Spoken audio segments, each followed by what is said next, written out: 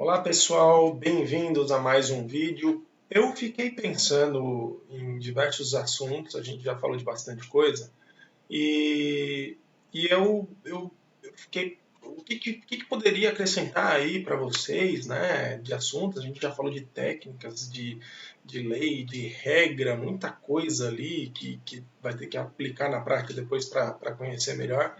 E aí eu tive uma ideia que foi o seguinte: eu gosto muito de ler. E eu comprei esse livro aqui em 2016, assim que ele lançou, um pouquinho depois, eu comprei e eu já li acho que 2 ou 3 vezes. E é um livro fantástico, muito legal, muito bacana, ele dá vários insights. Eu gosto muito de conteúdo do mercado imobiliário, por ser corretor, por viver isso há tantos anos, mas eu também gosto de pegar ideias de outros mercados, de outros ramos, estratégias de outras empresas que não tenham nada a ver, porque muita coisa a gente copia, muita coisa a gente pode adaptar. E esse livro aqui foi muito legal em algumas ideias. E eu não vou falar do livro lendo ele para vocês, não. Vou fazer um negócio mais dinâmico, né? Eu encontrei um no YouTube e esse vídeo ele mostra. Vou só tirar meu WhatsApp aqui, que senão ele vai ficar gritando aqui na nossa orelha.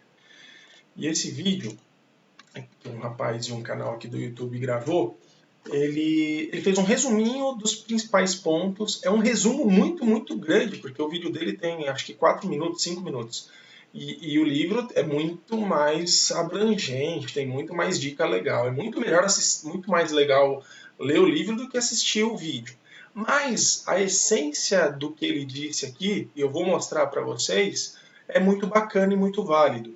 Então o que eu vou fazer? Eu vou colocar o vídeo dele na tela e no final do capítulo que ele falar, eu vou comentar um pouco do que se aplica para nós na prática e como isso pode ajudar a vocês a serem mais produtivos e a venderem mais e terem mais propriedade na hora de negociar com clientes. Então, vamos lá. Eu vou compartilhar minha tela aqui com vocês e vou colocar esse vídeo e eu vou comentar depois no final. Vamos lá?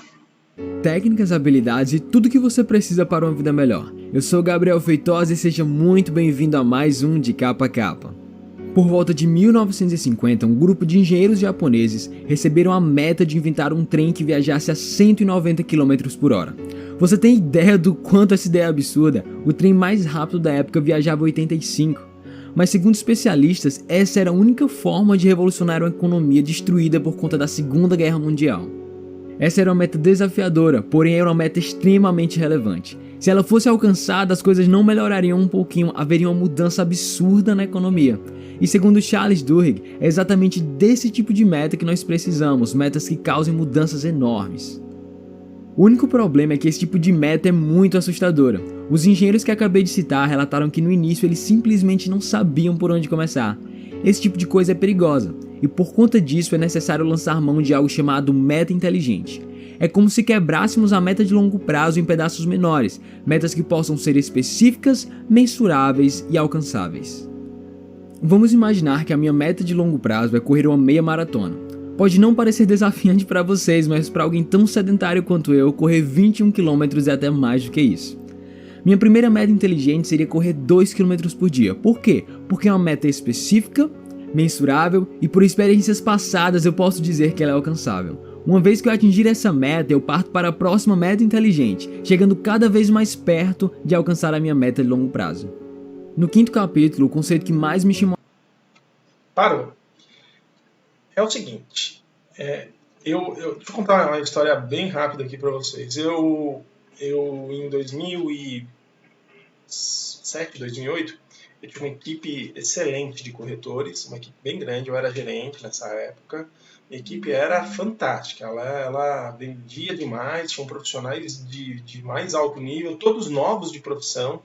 E eu lembro que tinha uma corretora da minha equipe, que ela estava no empreendimento, e ela encasquetou, pôs na cabeça dela que ela ia vender 30 apartamentos lá em 6 meses. Ela se colocou essa meta e ela perseguiu essa meta de um jeito absurdo por 6 meses. Resumo, ela não vendeu 30 apartamentos. Ela vendeu, na época, se eu não me engano, 25 ou 26 apartamentos. Faltou um pouquinho para ela chegar nos 30 que ela queria. Era uma meta super agressiva. Essa mulher, ela se frustrou de tal forma em não ter chegado nesse número, porque na época, eu me lembro, ela tinha muito cliente. Ela fez trabalhos de prospecção malucos, absurdos, tudo que você imaginar de prospecção, corpo a corpo, telefone, internet não tinha tanto na época, então ela usou também, mas muito menos. Então, muito telefone, muito corpo a corpo. E ela captou, sei lá, 200, 300, 400, não lembro. Ela tinha muito cliente, ela tinha muita gente interessada no empreendimento. E acabou que muita gente não comprou. E ela trabalhou demais. Só que essa mulher colocou na cabeça que ela queria alcançar as 30 e não alcançou. Ela se frustrou e eu vou dizer para vocês que por um ano, mais ou menos, depois disso, ela apagou, virou uma profissional muito menos expressiva. Ela de uma profissional top, ela virou uma profissional mediana depois disso, depois dessa experiência. Qual é a conclusão que eu tiro disso? Ela pôs uma meta muito grande e quase chegou lá, mas o quase para o ser humano às vezes é frustrante. Para ela foi muito frustrante. E a lição que eu tirei disso, daquele momento em diante, eu usei aquilo e todos os profissionais que eu tinha trabalhando comigo, eu chamava eles e sempre falava o seguinte: você não vai colocar a meta de quantos imóveis você vai vender aqui. Eu quero que você coloque metas do que você vai fazer e dia a dia você vai bater essas metas e a consequência de bater essas metas menores serão as vendas.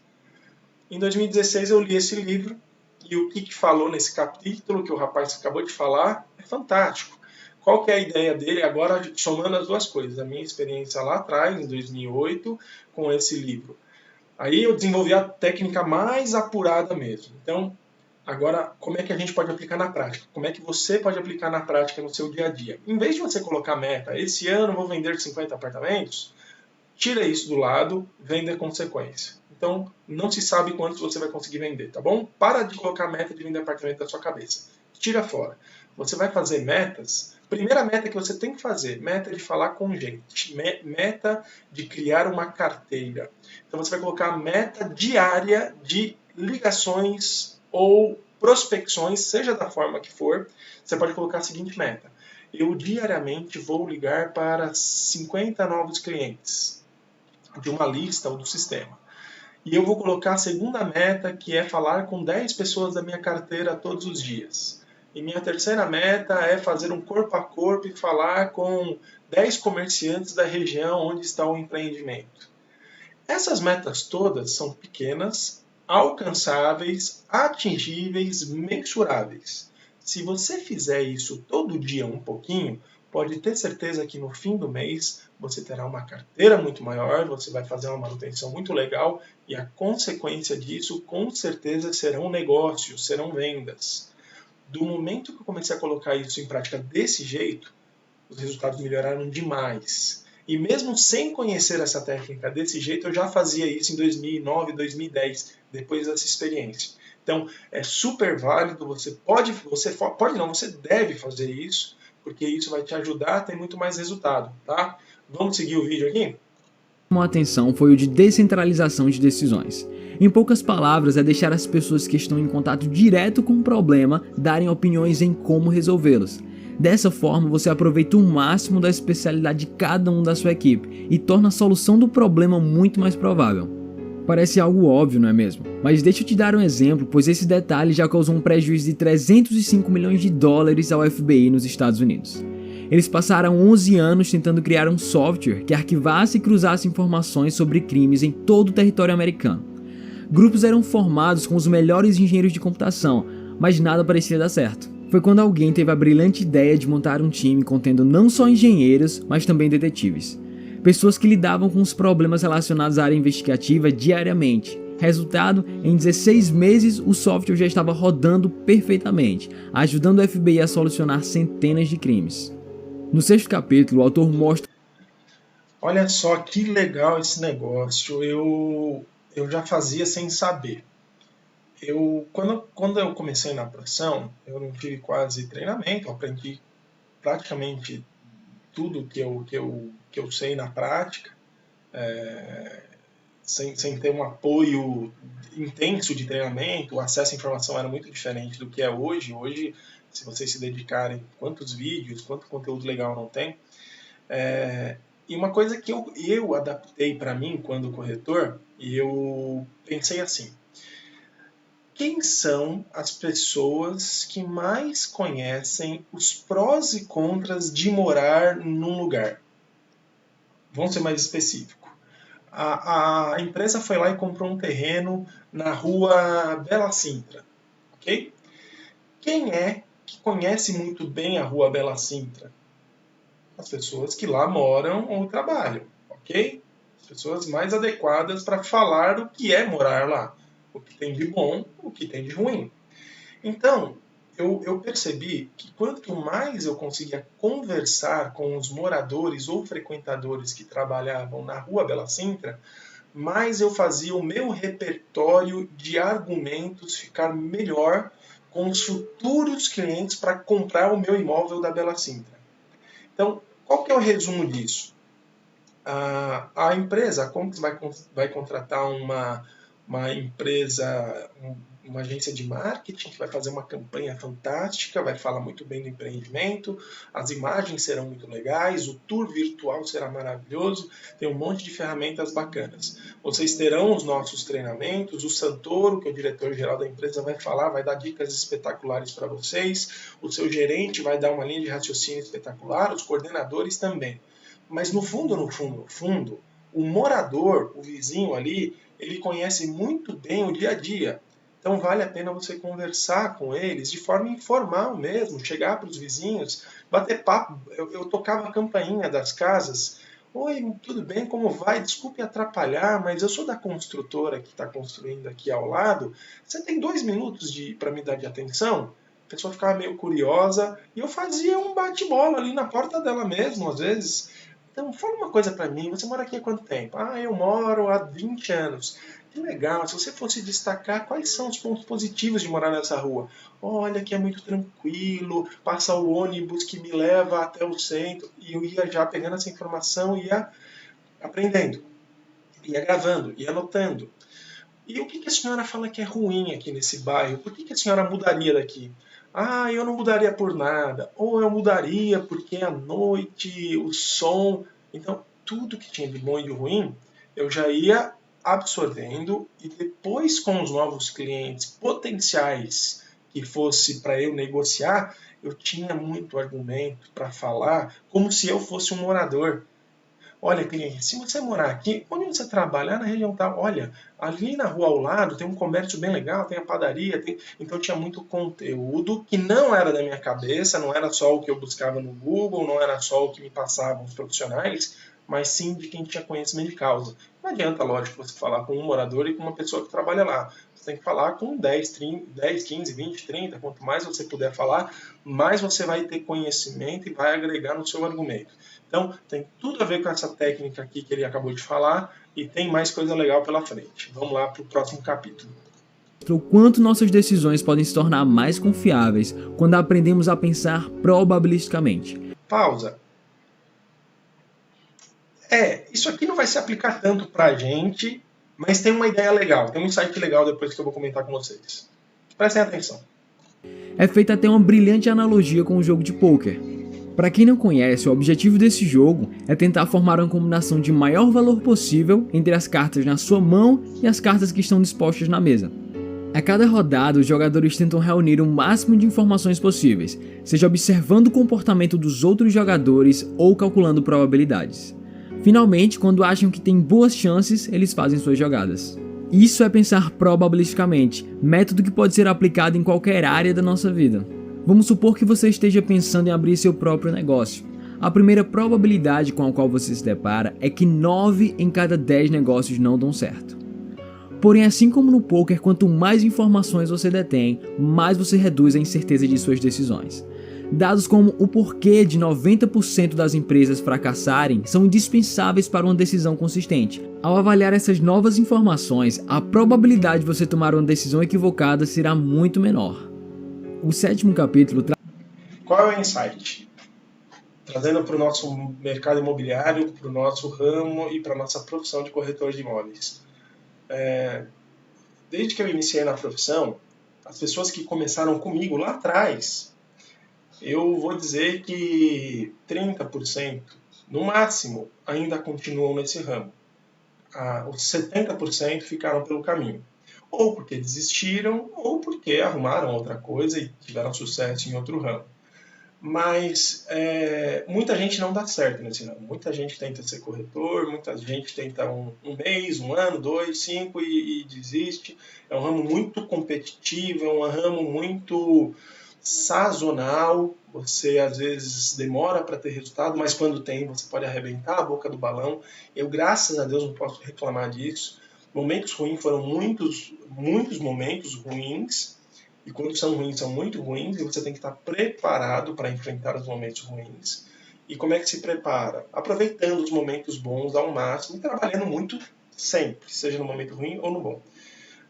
O insight que eu tiro aí disso que ele acabou de falar é fazer conta de probabilidade. Não é isso. O que eu acho que é legal é você perceber que primeiro você tem que estar confiante muito no que você está fazendo e buscar sempre conhecimento e aumentar o seu repertório de conhecimento, seja técnico, seja comportamental, seja em relacionamento com clientes, novas tecnologias. Não pare nunca de ter diferenciais como profissional. Se você está iniciando agora, ótimo, já começa do jeito direito, correto.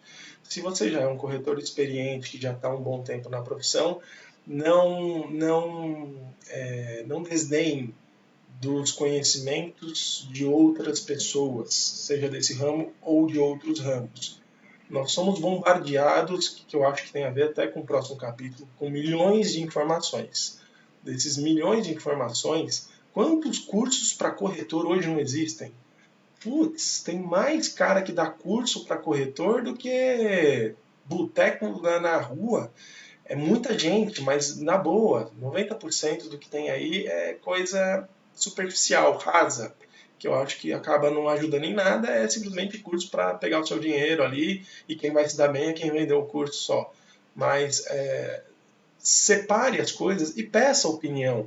Senta, conversa com um colega, conversa com um gerente, conversa com um coordenador, conversa comigo, pede opinião, o que você acha desse curso, o que você acha desse profissional, troque esse tipo de ideia, porque isso pode abrir os seus olhos e te ajudar, sem dúvida nenhuma, a correr atrás de se profissionalizar e ter a probabilidade de dar mais certo.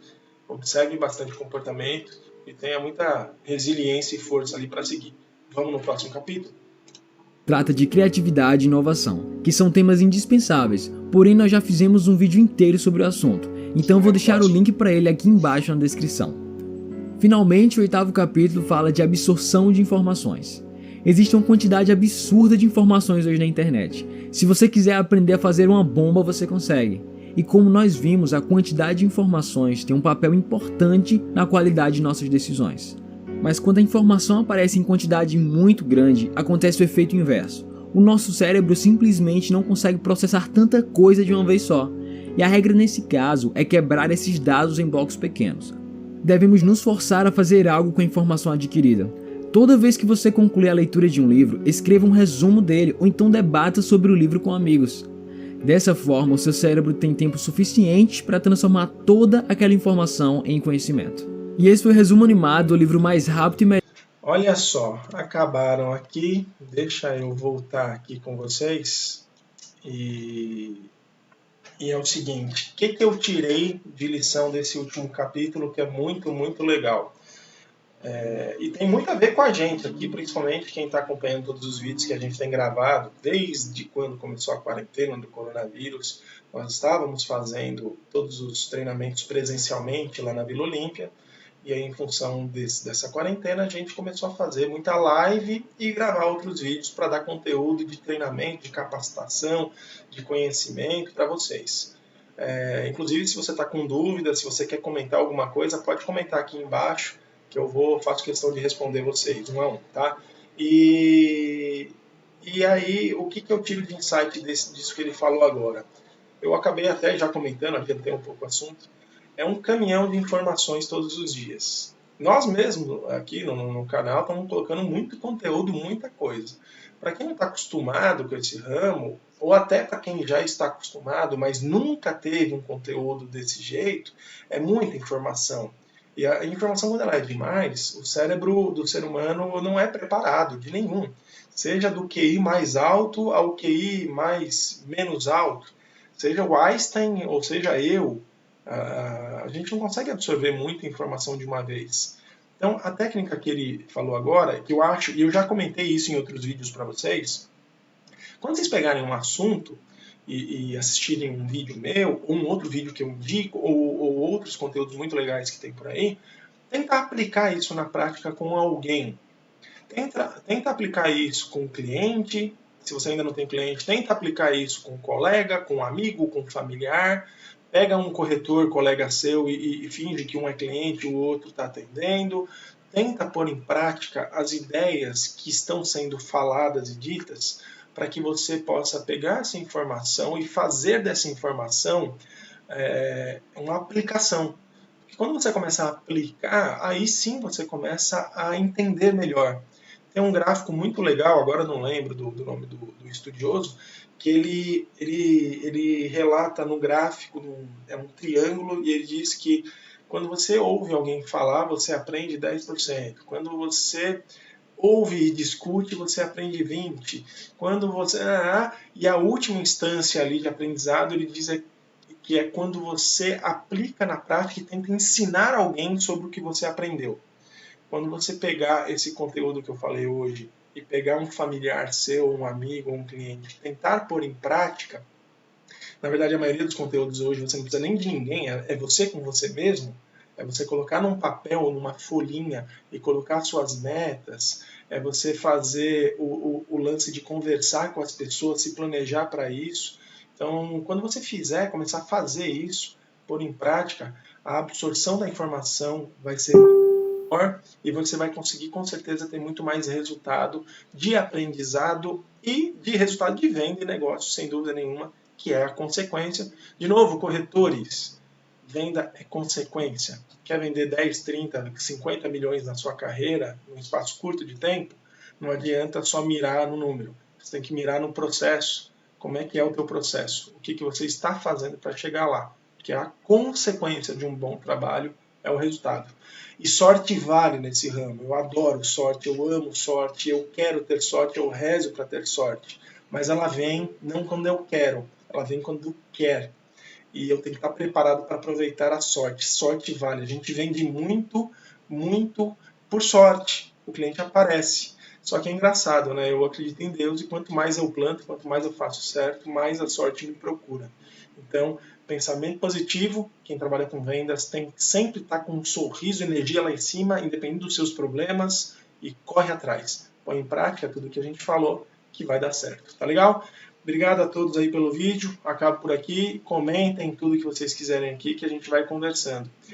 Só um último recado. Quem não participa ainda do nosso grupo do WhatsApp, esse QR Code te leva para o nosso grupo do WhatsApp, que a gente compartilha vários links e vários conhecimentos. Se você já é corretor do ramo, entra no grupo. Se você está iniciando também, entra que a gente vai conduzir coisas bem legais junto com você. Tá legal? Obrigado, gente. Um abraço. Até mais.